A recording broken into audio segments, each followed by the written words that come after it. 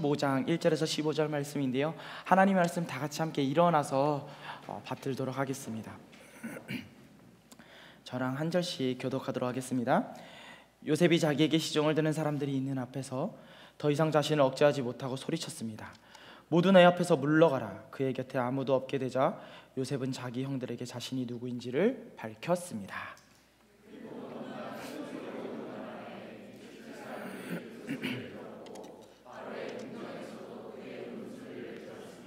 요셉이 자기 형들에게 말했습니다. 제가 요셉입니다.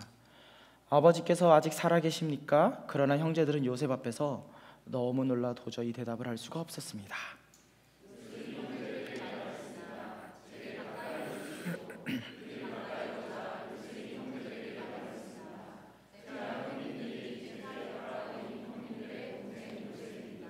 하지만 형님들이 저를 이곳에 팔았다고 해서 근심하거나 자책하지 마십시오.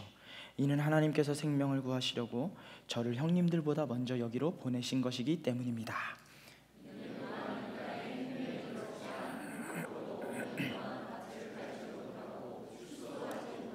그러나 이 땅에서 형님들의 자손들을 보존하시고 큰 구원을 베푸셔서 형님들의 목숨을 살리시려고 하나님께서 미리 저를 보내신 것입니다.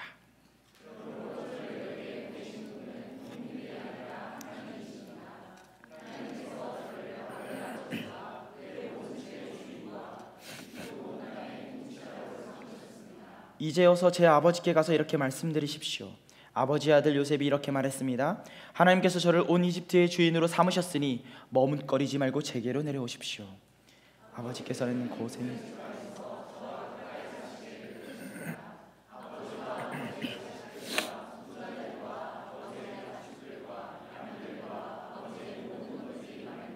아직도 흉년이 5년 더 남았으니 제가 아버지를 봉양하겠습니다.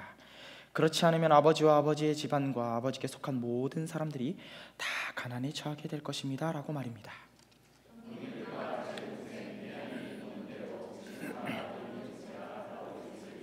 형님들은 제가 이집트에서 누리고 있는 모든 영광과 형님들이 본 모든 것을 제 아버지께 전해 주십시오. 그리고 어서 빨리 제 아버지를 여기로 모시고 내려오십시오.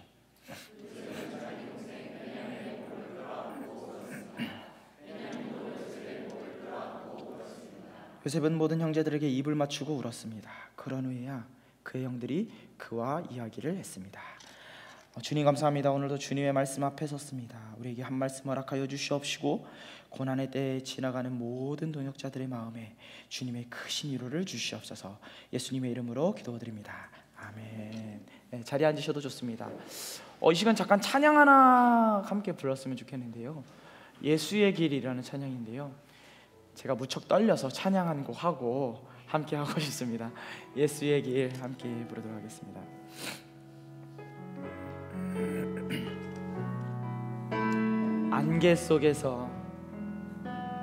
안개 속에서 주님을 보내 아무도 없을 것 같던 그곳에서 손 내미셔서 나를 붙드네 길 잃고 쓰러져 가던 그곳에서 주 말씀하시네 내 손 잡으라고 내가 곧 길이요 진리 생명이니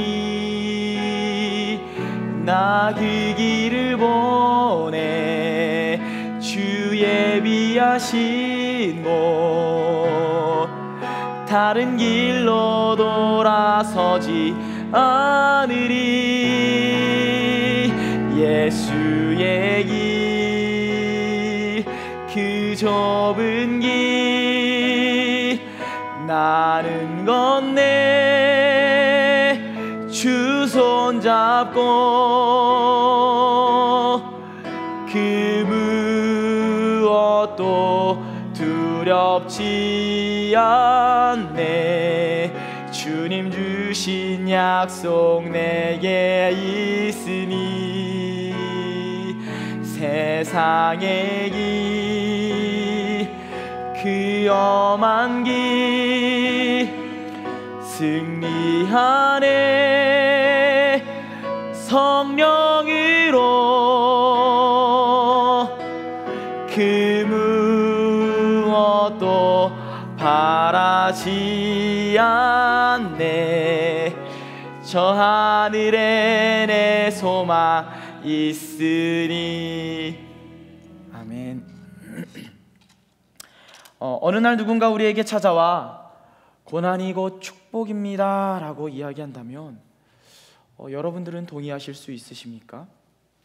아마도 우리 중 대부분의 사람들은 이 말에 동의하지 않거나 동의는 하지만 제발 나에게는 일어나지 않기를 간절하게 바랄 것입니다.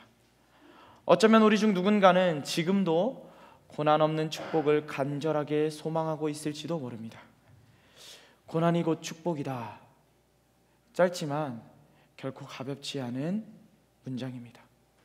고난에는 하나님의 큰 계획이 있다. 이 한마디의 말은 고난의 터널을 이제 막 지나고 있는 동역자들의 마음을 난도질하는 어줍지 않은 위로일 수도 있습니다. 고난의 초입에 들어선 자들의 마음을 애타게 하고 때로는 그 속을 마구잡이로 헤집어 놓곤 하죠. 실제로 이런 류의 위로나 설교를 듣고 큰 시험에 빠지는 경우를 종종 보았습니다. 동역자들의 믿음이 약하거나 신앙이 없어서가 아닙니다. 고난의 무게가 너무 무거워서, 도저히 나의 힘으로는 감당할 수 없어서, 죽지 못해 살아가는 현실이 힘들어서 위로가 위로로 들리지 않는 것이죠. 목사님이 뭘 모른다고, 당신이 내 아픔을 알기나 하냐고, 내 처지가 되보았냐고, 뭘 알고 나의 고난이 축복이라고 말하냐고, 대체 얼마나 알기에 내 고난에 하나님의 계획이 있다고 이야기하냐고 되려 따지며 마음 상해할 수도 있습니다. 그럼에도 불구하고 오늘 설교의 제목이 대체 왜 고난이 축복되게일까요? 심지어 이 설교의 원래 제목은 고난이라 쓰고 축복이라 읽는다 였습니다. 더 직설적이었죠. 하지만 우연히 이전에 보았던 영상을 다시 보게 되었고 그 영상의 주인공이 지은 찬양의 제목으로 오늘 설교의 제목을 바꿀 수밖에 없었습니다. 아내의 강한 권면으로요. 네, 고난이 축복되게가 그 찬양의 제목입니다. 여러분들은 혹시 KBS 스페셜 중에 암 환자들에 관련된 영상을 보신 적이 있으십니까? 그중 제 마음을 사로잡은 한 영상이 있습니다. 그 영상의 제목은 이렇습니다. 어느 날 우리 부부는 암 사기 진단을 받았습니다. 여기 한 부부의 이야기가 등장합니다. 한 부부가 꿈에 그리던 자녀를 임신하게 되었고 출산을 했죠. 건강하게 출산했습니다. 산후조리원에서 태어나게 되었죠. 그러나 그날 남편이 대장암 진단을 받게 됩니다. 2기, 3기로 진단을 받았는데 막상 개복해보니 이곳저곳에 전이가 된 상태였습니다. 결국 남편은 암 사기 진단을 받았어요. 그리고 그런 남편의 병을 인정하지 못했던 남편의 어머니는 슬픔을 견디다 못해 스스로 생을 마감합니다. 부부의 고난은 여기서 끝나지 않습니다. 어머니가 돌아가시고 4개월 뒤 아내가 혈액암 진단을 받습니다. 이제 막 세상에 나온 어린아이, 암 진단을 받은 남편과 아내, 세상에 이보다 더한 고난이 있을까요? 그러나 두 부부는 그리스도인이었습니다. 이야기를 보면 남편의 신앙이 아내보다 한 수 위에요. 어머니의 죽음 소식을 듣고 남편은 그 자리에서 무릎을 꿇고 그럼에도 하나님을 사랑하겠노라고 고백합니다. 그리고 이 모든 고난 가운데 믿음을 붙잡아야 한다고 아내를 다독이죠. 그러던 어느 날 아내가 남편에게 이렇게 이야기했습니다. 욥기의 이야기처럼 이 모든 일이 다 끝나면 하나님께서 우리를 욥처럼 회복시켜 주실 거라고, 우리에게 갑절의 복을 반드시 주실 것이라고. 하지만 남편의 대답은 달랐습니다. 죄송합니다. 남편은 욥기의 진수는 결과가 아니라 과정에 있다고 답했습니다.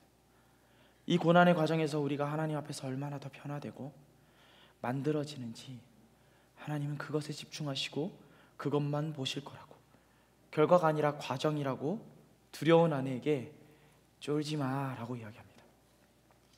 훗날 이 부부의 이야기는 영화로 개봉되기까지 했는데요, 저는 이 부부가 겪었던 깊이만큼의 고난을 마주해 본 적도 없고 이 자리에 앉아있는 많은 동역자들의 고난을 다 헤아릴 수도 없습니다.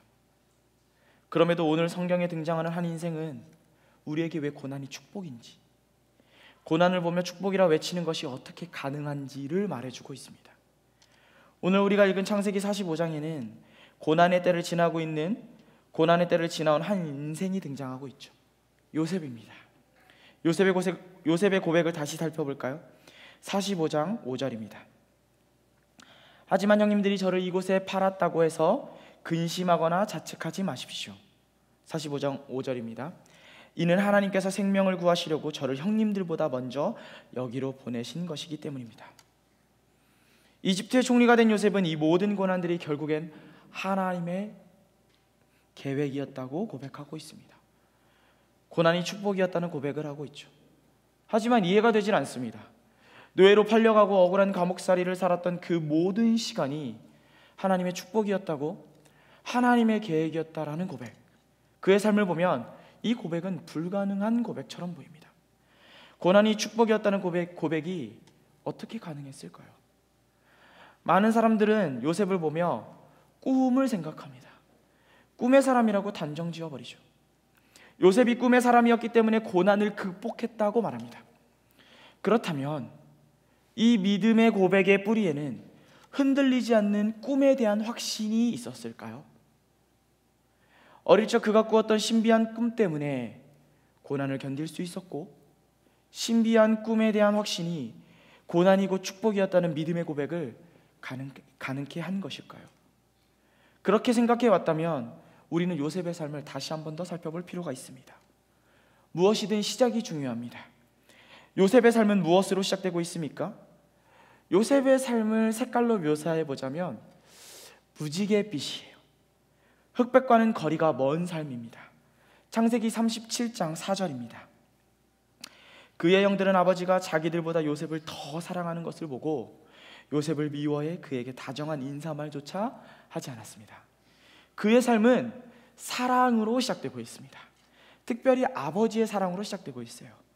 아버지 야곱은 그의 아들 중에서 요셉을 특별하게 사랑했습니다. 형들의 시기가 있었으나 시기를 이기게 하는 특별한 사랑이 요셉의 삶을 에워싸고 있었습니다. 37장 3절은 무엇을 말하고 있습니까? 요셉의 삶은 채색옷으로 시작되고 있습니다. 당시 채색옷은 다루기도 가지기도 까다로운 옷이었습니다. 염료를 넣는 것 자체가 매우 귀한 일이었기 때문에 채색옷은 언제나 요셉의 특별함을 부각시켜주고 있죠. 말씀은 이렇게 기록하고 있습니다. 이스라엘이 늙음하게 요셉을 얻었기에 다른 아들들보다 그를 더 사랑했습니다. 그래서 그에게 귀한 옷을 지어 입혔습니다. 귀한 옷이 색동옷이라고도 번역되고 개역개정에는 채색옷이라고 번역됩니다. 단색옷을 입은 형제들 사이에 우뚝 선 채색옷, 그가 얼마나 특별한 존재인지를 보여주고 있습니다. 요셉이 아버지에게 얼마나 극진한 대우를 받았는지, 요셉의 특별함이 어느 정도인지 보여주고 있죠. 요셉의 삶은 두려울 것이 없는 인생이었습니다. 아쉬울 것이 없죠. 형들의 죄를 보며 눈치 보지 않습니다. 아버지에게 달려가 그 죄를 낱낱이 고백합니다. 잃을 게 없는 사람이었습니다. 무서울 게 없는 삶이었죠. 또 요셉의 삶은 꿈으로 가득 차 있습니다. 두 번의 꿈이 있었습니다. 가족들의 곡식단이 자신의 곡식단을 애워싸고 절을 했습니다. 해와 달과 11개의 별이 자신에게 절을 했습니다. 이 꿈은 야곱의 마음에 깊이 간직될 정도로 매우 특별한 꿈이었죠. 요셉의 인생은 그의 이름과 닮아 있습니다. 요셉의 이름 뜻이 무엇인가요? 하나님께서 더하실 것이다 라는 뜻입니다. 그의 인생은 이름처럼 더해가는 인생, 플러스의 인생이었습니다. 뺏길 것이 없었고 내리막길이 없었죠. 아버지의 사랑이 있었고 채색옷은 그의 특별함을 부각시켰습니다. 기이한 꿈이 그의 인생을 더 위풍당당하게 만들었습니다. 플러스의 인생이었어요. 아버지의 사랑, 채색옷, 꿈, 그것이 곧 요셉의 인생이었습니다. 그러나 그의 인생에 비극이 찾아왔습니다. 채색옷이 붉게 변하는 비극의 사건이 예고도 없이 찾아오죠. 우리들의 삶도 이와 마찬가지입니다. 고난은 언제나 예고편이 없습니다. 우리들이 마주했던 고난들을 생각해 보시기 바랍니다. 예고 없이 갑작스럽게, 예상치 못하게 한순간에 찾아왔던 것처럼 요셉의 고난도 힌트 없이, 예고 없이 찾아왔어요. 평소에도 존재했던 형제들의 시기가 예상치 못했던 평범한 날에 분노로 바뀌었습니다. 요셉을 향한 시기가 계획으로, 실행으로 바뀌었습니다. 한순간에 요셉을 죽여야겠다는 분노가 동의가 되었고 실행이 되었습니다. 평소와 똑같은 날이었어요. 평소처럼 아버지의 심부름을 하고 있었습니다. 그런데 그의 인생에 재난이 찾아왔죠. 마치 그를 죽이기 위해 미리 파놓아진 웅덩이처럼 깊은 절망이 한순간에 찾아왔습니다. 사랑하는 형들의 손에 의해 채색옷이 벗겨졌고 찢겨졌고 형제들의 버림을 받았고 아버지 야곱에게는 특별한 아들이 아니라 죽은 아들이 되었습니다. 꿈이 산산조각 나버려요. 완전히 반대가 되어버립니다. 꿈에서는 형들의 곡식단이 자신을 에워싸고 자신의 곡식단에게 절을 했지만 현실은 형들에게 둘러싸여 조롱을 당하고 있습니다. 구덩이에 빠진 요셉을 보며 그를 어떻게 죽일지 비웃고 있죠. 형제들은 요셉을 노예로 팔았습니다. 아버지에게 사랑받던 요셉은 한순간에 노예가 되었죠. 그것도 약속의 자손이었던 요셉이 약속의 자손이 아닌 이스마엘 사람들의 손에 팔리게 되었습니다.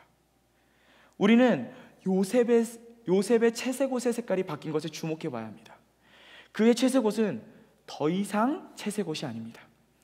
형들이 그의 채색옷을 벗기고 가장 먼저 했던 것은 동물의 피를 묻히는 것이었습니다. 동물의 피를 발랐죠. 벗겨진 채색옷을 동물의 피로 적셨습니다. 그의 옷은 더 이상 채색옷이 아니라 붉은 피의 옷이 되었습니다. 요셉의 인생이 이와 닮아 있습니다. 그의 옷은 요셉의 삶이 앞으로 어떻게 흘러갈지 복선을 그리고 있습니다. 요셉의 삶은 더 이상 화려한 인생이 아니죠. 붉은 피로 뒤덮인 채색옷처럼 요셉의 삶은 피로 얼룩지게 됩니다. 피 묻은 채색옷처럼 그의 삶은 고난으로 뒤범벅됩니다. 고난의 연속이었습니다. 더해지는 인생이 빼앗기는 인생이 되죠. 어떤 일들이 있었습니까? 노예로 팔려간 요셉은 파라오의 친위 대장이었던 보디발의 집에 가정노예로 팔려가게 되었습니다. 그러나 그곳에서 보디발의 아내를 유혹했다는 누명을 받게 되고 감옥에 갇힙니다. 형들의 손에 의해 노예로 팔린 것도 분통이 터지는데 노예로 팔려간 그곳에서 누명을 받고 감옥에 갇히게 되죠. 그럼에도 우리는 요셉의 삶에 주목해 보아야 합니다. 이렇게 빼앗기고 내리막길 인생이었던 그의 삶이었지만 그 모든 구석구석에 불쑥불쑥 의지할 만한 것들이 튀어나오고 있습니다. 둘 수 있는 한 수가 여전히 그의 인생에 남아 있습니다. 한번 볼까요? 형제들이 요셉을 구덩이에 가두고 그를 죽이려 했을 때 요셉에게 의지할 만한 것이 무엇이었나요? 유다였습니다. 모두가 요셉을 죽이자고 말할 때 유다는 그를 죽이지 말고 노예로 팔자고 말합니다. 유다는 요셉에게 믿는 구석이었습니다. 둘 수 있는 한 수였죠. 보디발의 집에서는 어떻습니까? 보디발이 요셉에 의지할 만한 대상이었습니다. 39장 4절 말씀입니다. 요셉은 주인의 눈에 들어 가까이서 그를 섬기게 되었습니다. 요셉의 한 수였습니다. 요셉은 그의 주인 보디발에게 은혜를 입었고 내리막길 인생이 다시 더해지는 인생이 되었습니다. 가정 총무가 되었죠. 감옥에서는 어떤 일이 있었습니까? 그곳에서도 여전히 부여잡을 만한 동아줄이 있었어요. 39장 21절입니다. 그러나 여호와께서 요셉과 함께 하셨고 그에게 자비를 베푸셔서 요셉을 간수의 마음에 들게 하셨습니다. 간수장인데 간수장이 요셉의 든든한 백이었습니다. 간수장에게 은혜를 입었죠. 고난의 피로 뒤범벅된 인생이었지만 요셉의 내리막길 같은 인생에 언제나 하나님이 아닌 의지할 만한 다른 것이 있었습니다. 바둑판처럼 빼곡한 자신의 인생에 둘 수 있는 한 수가 있었다는 거죠. 유다, 보디발, 간수장. 여전히 요셉에게는 둘 수 있는 바둑알 한 수가 있었어요. 아직까지는 잡을 만하고 잡고 버틸 만한 동아줄 같은 존재들이 언제나 있었습니다. 하지만 그의 고난은 여기서 끝나지 않습니다. 그의 고난은 조금씩 클라이막스를 향해 가고 있습니다. 성경은 요셉이 경험한 고난의 끝을 이렇게 기록하고 있습니다. 40장 23절입니다. 40장 23절 함께 읽어볼까요? 시작.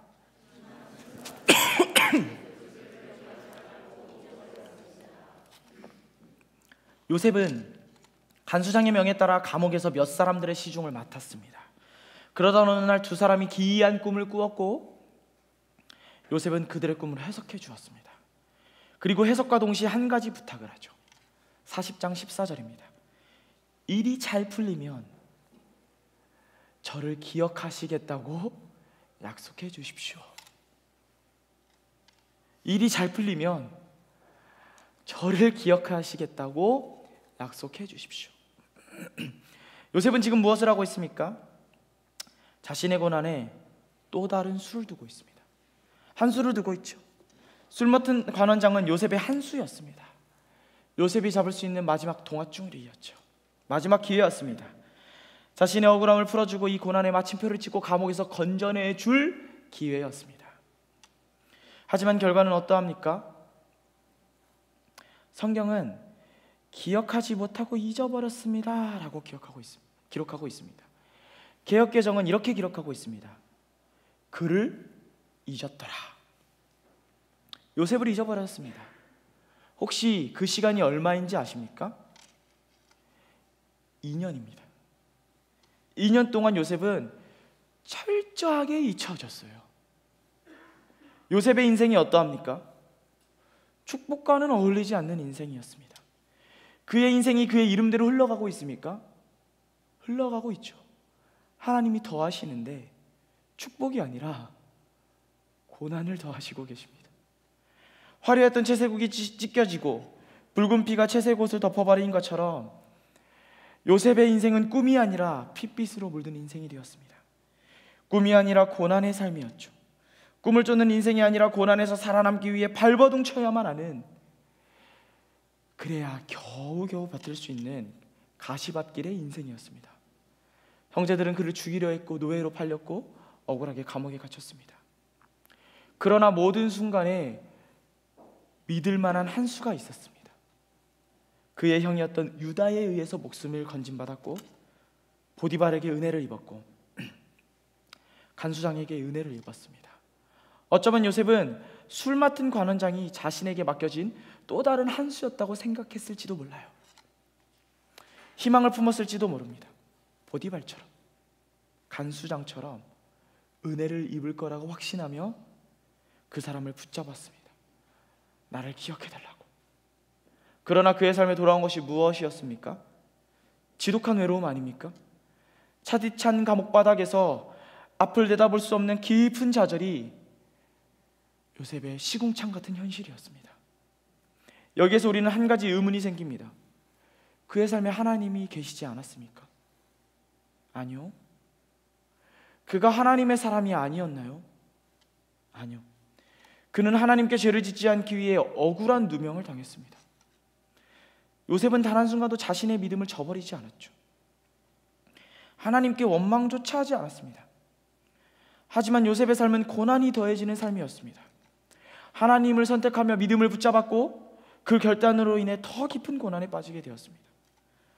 고난 중에 하나님을 붙잡았지만 그 결말은 철저한 외로움, 버려짐, 잊혀짐, 더 나빠질 것 없는 고난의 절정이었습니다. 이렇게 믿음이 좋아도 하나님을 선택해도 고난이 올 수 있습니다. 교회를 위해 충성봉사하고 하나님께 나의 시간과 눈물과 사랑을 쏟아부어도 고난의 깊이가 우리들에게 찾아오고 더해질 수 있다는 거예요. 그렇다면 요셉은 오늘 무엇을 고백하고 있습니까? 이 모든 고난이 하나님의 계획이었다고, 나에게는 축복이었다고 고백하고 있습니다. 어떻게 이런 고백이 가능합니까? 우리였다면 이런 고백이 가능할까요? 저는 사실 자신이 없어요. 네. 하나님께 나의 시간과 눈물과 모든 것을 쏟아부으며 살아가고 있는데 이 정도의 고난이 계속해서 찾아온다면 아마도 저는 많은 눈물을 흘릴 것 같습니다. 당신이 살아계신 거 맞냐고, 대체 나에게 왜 그러시냐고 아마 반문할 것 같습니다. 그렇다면 고난을 보며 축복이라고 고백하는 인생 어떻게 가능합니까? 41장 1절에 그 해답이 있습니다. 41장 1절입니다. 그로부터 2년 후에 바로가 꿈을 꾸었습니다.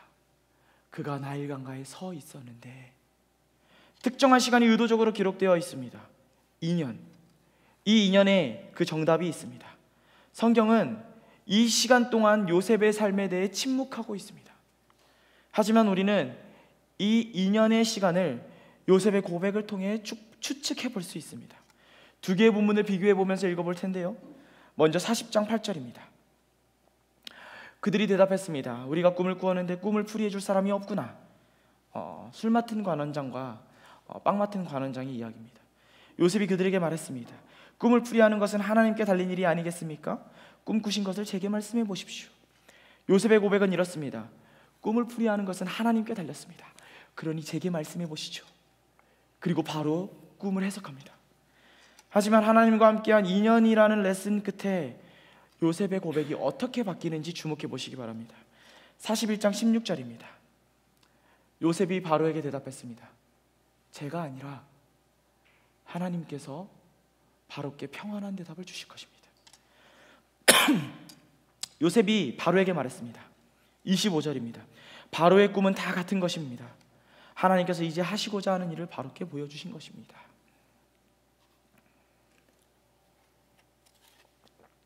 무엇이 달라졌는지 눈치채셨습니까? 2년이라는 고난의 시간이 있기 전, 의지할 만한 다른 것들이 있고 한 수가 있기 전, 한 수가 많았던 시절, 그 시절의 요셉은 꿈은 하나님이 해석하신다고 말하지만 여전히 나에게 말하라고 말하고 해석은 이렇습니다 라고 말합니다. 여전히 하나님 외에 다른 것들이 그의 인생에 더해져 있어요. 의지할 만한 것들과 여전히 나라는 존재가 살아서 꿈틀대고 있습니다. 하지만 지독했던 2년, 그 고난의 시간을 경험한 요셉은 고백합니다. 내가 아니라 하나님께서 하실 것입니다.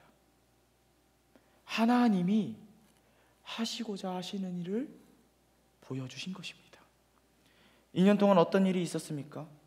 요셉의 고백이 무엇을 말하고 있죠? 왕은 더 이상 요셉이 붙잡고 싶은 동아줄이 아니었습니다. 왕이 줄 은총 역시 요셉이 두고 싶은 한 수가 아니었죠. 지금 요셉의 삶에는 하나님 외에 아무것도 남아있지 않습니다. 꿈도, 의지할 만한 사람도, 심지어는 나조차도 남지 않고 오직 하나님만 남아있어요. 허황된 꿈을 쫓는 인생이 하나님을 쫓는 인생으로 뒤바뀌었습니다. 의지할 만한 사람, 붙잡고 싶은 권력자들의 은혜, 든든한 존재에게 거는 기대도 완전히 사라지고 하나님만 기대하는 삶으로 변했습니다. 심지어 내 삶의 주도권을 잡고 있는 나라는 존재 자체도 사라지고 하나님만 계시죠. 생각해 보시기 바랍니다. 일생일대의 기회였어요. 보디발, 간수장, 술 맡은 관원장과는 비교할 수 없는 존재입니다. 자신의 옥살이를 말 한마디로 끝낼 수 있는 사람 앞에 섰습니다. 왕이 요셉을 다급하게 불러서 말했잖아요. 네가 그렇게 꿈을 잘 해석한다면서. 이전에 요셉이었다면 무엇이라고 대답했을까요? 제게 말해보십시오. 그리고 저를 기억해 주십시오. 저였다면요? 네, 제가 바로 당신이 찾으셨던 그 사람입니다. 제가 꿈을 해석해 드릴 테니 저의 억울함을 풀어주십시오. 그러나 수많은 고난을 통해 요셉은 한 가지 사실을 깨달았습니다.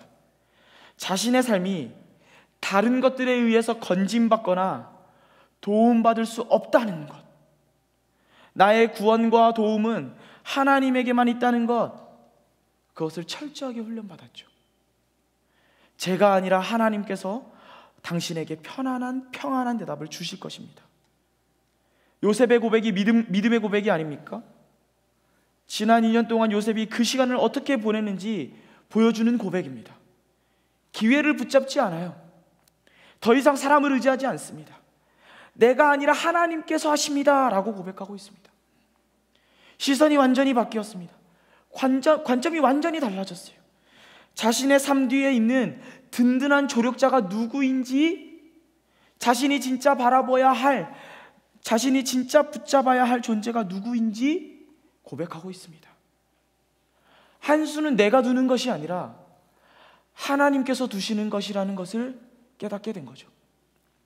2년 동안 대체 무슨 일이 있었을까요? 대체 무엇을 했죠?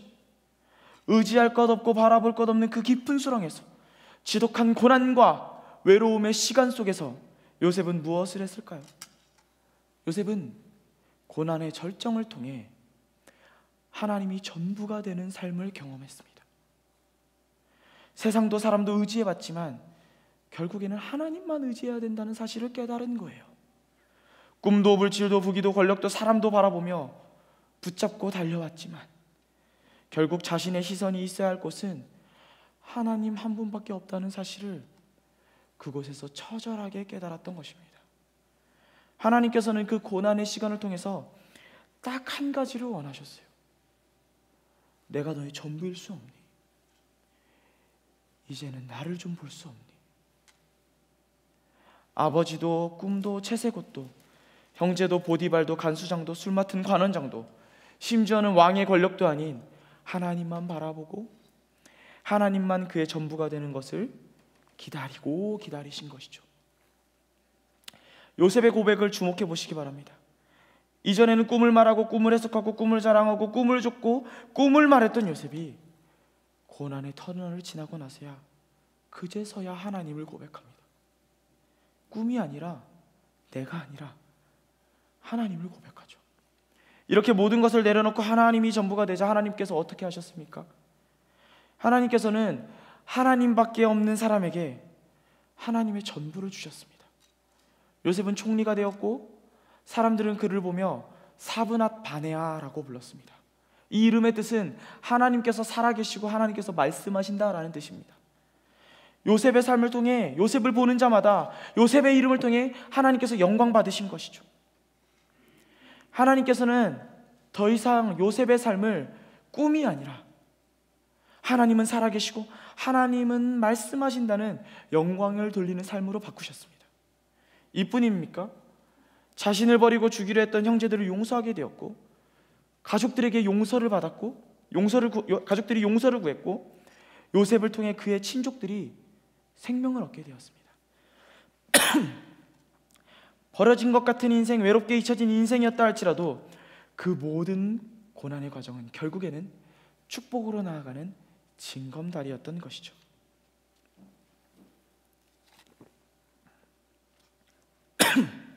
그렇다면 우리는 어떻게 해야 할까요? 모든 인생에는 고난의 시간이 있고 눈물의 이유가 있고 말 못하는 가슴 앓이들이 있습니다. 이 막막함을 어떻게 견뎌내야 할까요? 고난은 누구에게나 찾아옵니다. 믿음의 신자들에게도 찾아오고 목사에게도 찾아오고 권사님, 장로님, 집사님, 초신자에게도 찾아옵니다. 요셉이 경험한 고난처럼 갑자기 찾아오는 것이 고난이죠. 그 고난의 무게는 우리가 견딜 수 없을 때까지 무거워집니다. 믿음을 지키려 했지만 마음이 완전히 찢겨져 버릴 때가 있어요. 외로움으로 눈물밖에 나오지 않는 밤이 찾아오기도 합니다. 그때 우리는 이런 고백을 하기도 해요. 대체 왜? 하나님이 살아계시면 대체 왜? 우리 인생에 쓰인 고난이라는 두 글자,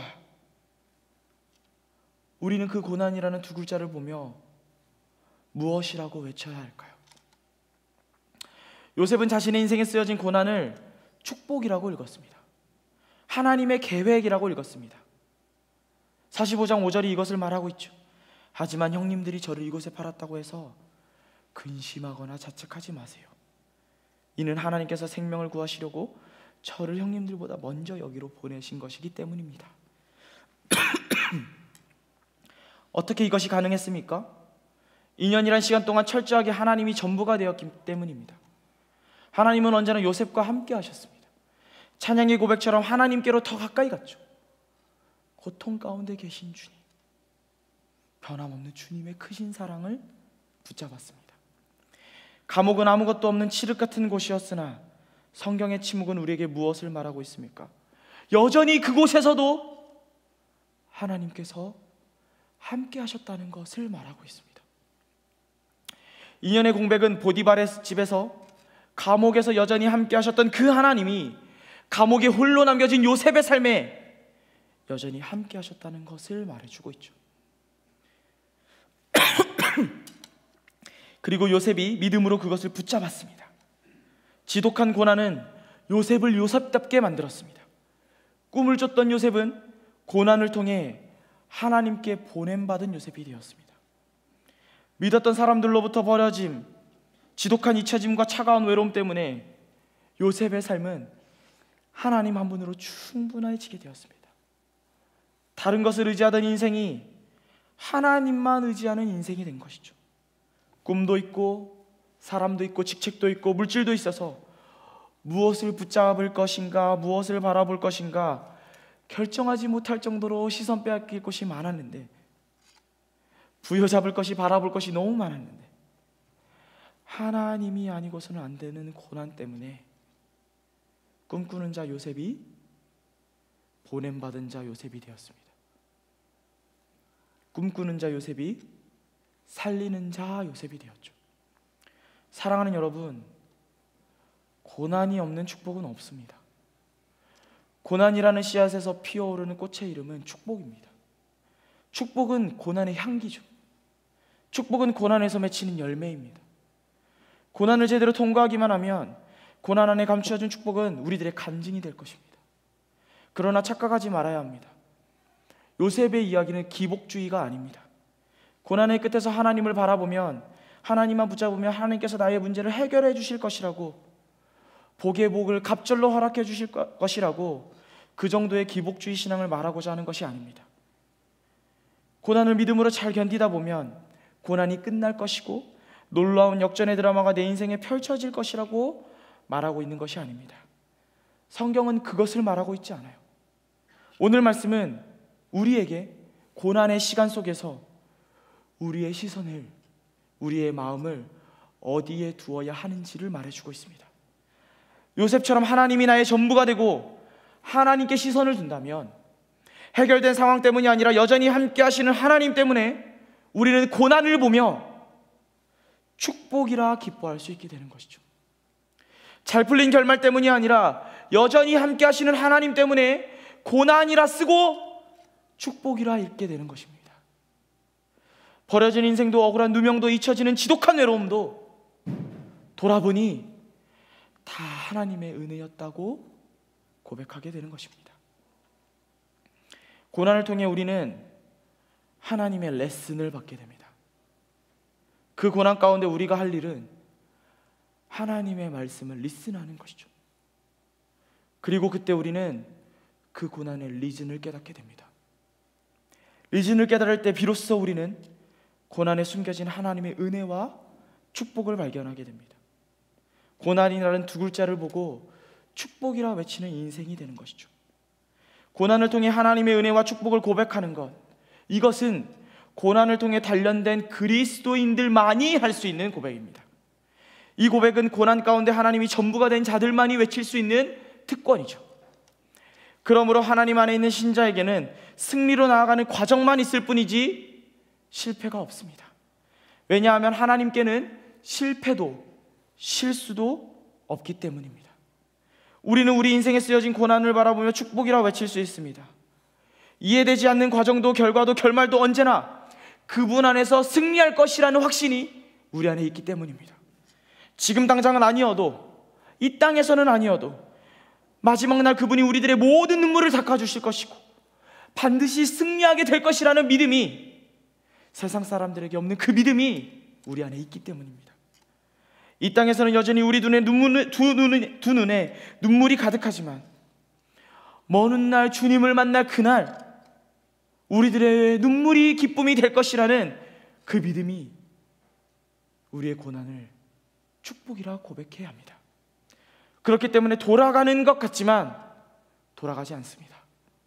그분의 계획은 언제나 완전하고 가장 정확하기 때문입니다. 나의 생각보다 그분의 생각이 크기 때문입니다. 나의 계획보다 그분의 이끄심이 더 정확하기 때문이죠. 그것을 믿기 때문에 우리는 고난을 보며 이해되지 않아도, 입이 떨어지지 않아도, 원망하고 싶어도 하나님의 은혜라고 고백합니다. 팔리지 않았다면, 누명이 없었다면, 잊혀짐이 없었다면 요셉의 삶은 어땠을까요? 양식을 구하기 위해서 이리저리 헤매는 인생이었을 겁니다. 꿈을 쫓는 인생이 살리는 인생이 될 수 있었던 것은 잊혀짐과 고난이 있었기 때문입니다. 지독하게 외롭고 이해되지 않아 하나님께 가슴치며 울던 시간이 요셉의 인생을 바꿔버린 것이죠. 끝이 없는 내리막길에서 시선을 하나님께 두었기에 형제를 용서할 수 있었습니다. 돌아온 모든 시간이 하나님의 은혜였노라고 고백할 수 있었습니다.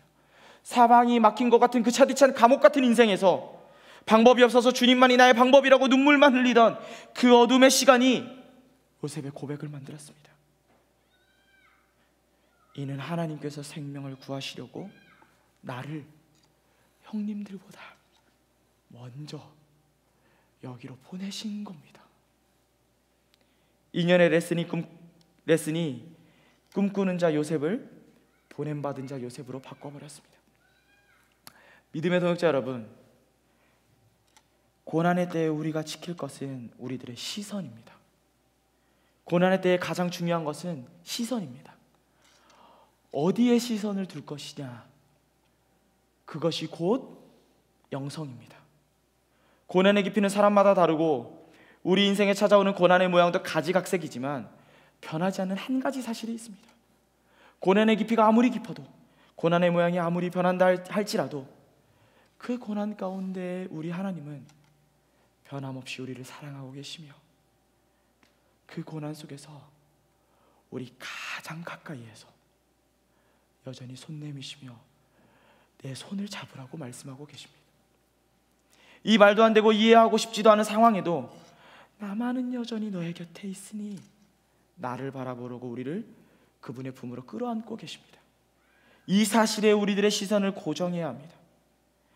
하나님이 계시지 않는 것 같은 순간에도 하나님이 나와 함께 하신다는 사실에 우리들의 시선을 고정해야 해요. 고통 가운데 계신 변함없는 하나님의 사랑만을 신뢰하고 바라보는 것, 그것이 우리의 힘입니다. 고난에 감추어진 축복을 바라볼 수 있는 힘은 그분의 사랑 안에 있습니다. 그분 안에 있죠. 이 힘이 없으면 고난은 그냥 고난일 뿐이에요. 하지만 이 힘이 있으면 고난은 더 이상 고난이 아닙니다. 우리 인생에 쓰여진 고난은 그분의 사랑 때문에 축복이라 읽혀지고 하나님의 은혜라 외쳐집니다. 2019년 5월 16일 교회 오빠라는 기독교 영화가 개봉되었습니다. 두 부부의 이야기가 영화로 제작된 것이죠. 다큐멘터리가 끝나고 4개월 뒤 두 부부에게 더 큰 고난이 찾아왔습니다. 회복된 줄 알았던 남편 이관희 집사의 암이 재발되었어요. 어느 날 두 부부에게 영화사 대표가 찾아왔습니다. 다큐멘터리를 보고 두 부부의 삶을 기독교 영화로 만들고 싶다는 제안이었습니다. 이관희 집사는 단번에 거절했습니다. 나를 보며, 나의 믿음을 보며 세상이 비웃을 거라고 거절했어요. 그러나 이후 이관희 집사님은 영화 제작을 결정하며 이렇게 말을 했습니다. 주님은 세상에서 눈부시게 공헌하는 사람도 증거로 삼으시지만 나처럼 이렇게 말할 수 없는 고통 가운데서 끝까지 주님을 붙잡고 놓지 않는 사람도 증거로 삼으실 겁니다. 주님을 증거하겠다는 사명감 하나로 영화 촬영을 결심하죠. 그리고 이후에 아내 집사님은 완쾌가 되었고 남편 집사님은 하나님의 부르심을 받아요. 유튜브에 검색하면 관련된 영상이 많이 나오는데 그 중에 제 마음을 울린 몇 개의 댓글이 있었습니다. 제가 몇 개만 옮겨왔는데요. 이렇습니다. 저의 종교는 불교지만 이관희 집사님의 하나님에 대한 사랑이 정말 대단하다는 생각이 들었습니다. 또 이런 댓글도 있습니다. 그리스도인의 삶의 자세가 어떠해야 하는지를 알게 되었습니다. 짧지만 진한 인생. 믿음의 동역자 여러분, 우리들의 인생에 눈물로 적혀진 고난을 바라보며 무엇이라고 외치고 계십니까? 아무리 발버둥치고 이것저것 부여잡고 눈을 비벼도 고난은 고난일 뿐이죠. 그러나 육신의 눈을 감고 몸부림치던 발버둥을 멈추고 이것저것 부여잡던 손의 힘을 풀어버리고 믿음의 눈을 뜨면 그제서야 우리를 안고 계시는 하나님을 볼 수 있게 됩니다. 그리고 그때서야 우리는 고백하게 되죠. 고난이 축복이었노라고. 돌아보니 다 하나님의 은혜였다고. 사랑하는 나자짐교회 동역자 여러분, 꿈의 사람이 되고 싶으십니까? 하나님께 보냄받은 자가 되고 싶으십니까? 꿈을 쫓는 인생이 되고 싶으십니까? 살리는 인생이 되고 싶으십니까? 고난 가운데 하나님께 시선을 두면, 하나님께만 시선을 두면 하나님께서는 우리들의 고난을 반드시 축복으로 바꿔주실 것입니다. 그뿐만 아니라 고난에 감추어진 축복을 깨닫게 해주실 거예요. 왜냐하면 하나님은 우리의 기쁨의 이유가 되시기 때문입니다. 고난을 축복이라 고백하게 하는 힘은 오직 하나님께만 있습니다. 하나님은 우리들의 눈물을 기쁨으로 바꾸시는 분이십니다. 하나님은 넘어진 우리를 일으켜 세우실 뿐만 아니라 달려가게 하시고 벼랑 끝에서도 날아오르게 만드시는 분이십니다. 하나님은 우리의 좌절을 우리의 찬양이 되게 하시는 분이십니다. 하나님은 우리의 약함을 우리의 간증으로 바꾸시는 분이십니다. 하나님은 하나님 안에서 우리의 고난을 축복이라 고백해 가시는 분이십니다. 고난 가운데 계시다면 하나님께 소망을 두시기 바랍니다. 하나님께만 소망을 두셔야 합니다. 꿈이 아니라, 사람이 아니라, 물질이 아니라, 나의 믿을 만한 한 수가 아니라 하나님만 바라보고 하나님밖에는 피할 곳이 없고 하나님 외에는 방법이 없고 내가 두는 한 수가 아니라 하나님께서 한 수를 두시는 인생이 되면 우리의 모든 고난은 축복이 될 것입니다. 이 고난이 내게는 사실 축복이었다고, 이 고난을 통해 나는 주님을 보았고 주님과 더 가까워졌다고, 이해되지 않는 고난이 사실은 주님의 은혜였다고 고백하게 될 것입니다. 사랑하는 여러분, 고난은 축복입니다. 고난은 하나님의 은혜입니다. 눈물뿐인 고난을 축복이라 고백할 수 있는 것은 하나님의 사랑 때문이죠. 설교를 마무리하며 설교의 제목과 동일한 찬양의 가사를 읽어드리려 합니다. 고난이 축복되게. 앞에 말씀드린 이관희 집사님께서 작사한 곡입니다. 고난이 축복되게. 하늘을 날고 있는 나, 더 높게 힘차게 오르는 나, 부족함이 없는 단단한 날개, 저 하늘 끝까지 날아오르리. 그러나 주님, 내 날개를 꺾으시고 나를 가장 낮은 곳까지 낮추시니 비로소 내가 볼 수 없었던 고통에 신음하는 수많은 영혼 보게 하셨네. 고난이 축복되게 하신 주, 십자가 앞에 철저히 무릎 꿇게 하신 주, 남들이 주님의 존재 물을 때 이제 나는 온데간데 없고 주만 내 삶에, 내 빈자리에 드러나시네. 예수님은 누구신가?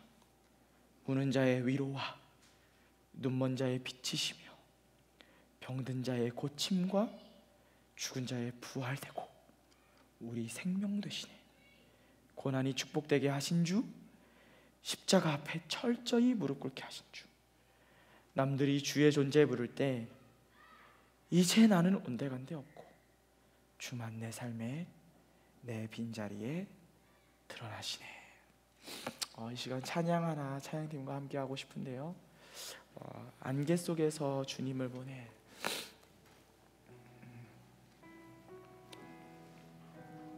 잠깐 두 눈을 감고 함께 말씀을 묵상해 보겠습니다. 여러분들은 고난의 때를 보며 무엇이라고 고백하셨습니까? 기가 막히고 말이 되지 않고 한숨밖에 나오지 않고 원망밖에 나오지 않는 가슴 찢어지는 시간 속에서 무엇을 하고 계십니까? 눈을 비벼봐도 이것저것 붙잡아도 고난은 고난일 수밖에 없죠. 고난은 여전히 고난입니다. 그러나 하나님께서는 그리스도인만큼은 고난이 아니라고 말씀하십니다. 그분 안에서 고난은 승리로 나아가는 징검다리입니다. 그래서 축복이죠. 그래서 하나님의 은혜입니다. 돌아보니 모든 것이 하나님의 은혜 아니었습니까? 이 자리에 앉아있는 것도 하나님의 은혜입니다. 당시에는 가슴치며 울었지만 결국에 이곳에 앉아있게 하신 것도 하나님의 은혜고, 지금 나의 눈물도 기쁨으로 바꾸실 것도 하나님이십니다. 우리가 그것을 믿음으로 고백하며 함께 찬양하겠습니다. 안개 속에서 주님을 보내, 안개 속에서 주님을 보내, 오늘 아무도 없을 것 같던 손 내미셔서 나를 붙드십니다. 길 잃고 쓰러져 가던 그곳에서 주 말씀하십니다. 주 말씀하시네, 내 손 잡으라고. 내가 곧 길이요 진리 생명이리.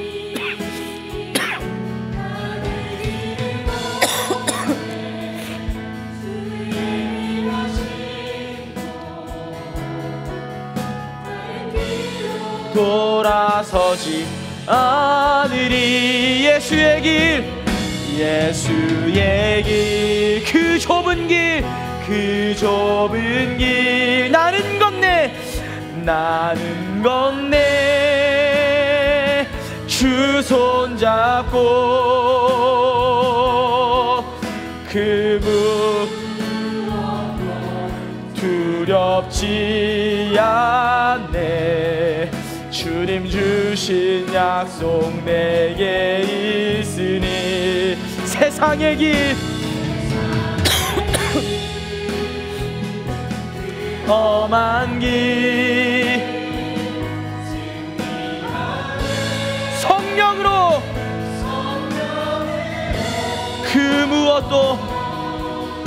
그 무엇도 바라지 않네. 저 예수의 길, 그 좁은 길, 예수의 길, 그 좁은 길. 나는 건네, 주 손 잡고 그 무엇도 두렵지. 주님께서 우리에게 약속하셨습니다. 주신 약속 내게 있으니. 세상의 길, 그 험한 길,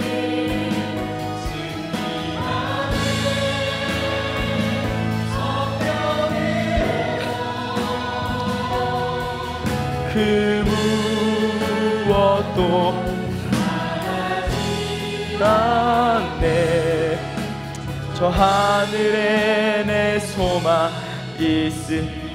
이 시간 잠깐 말씀을 기억하고 함께 기도할까요? 하나님, 고난의 때에 나의 시선을 주님께만 두게 하여 주십시오. 주님 안에서 나의 고난이 축복이 되게 하여 주십시오.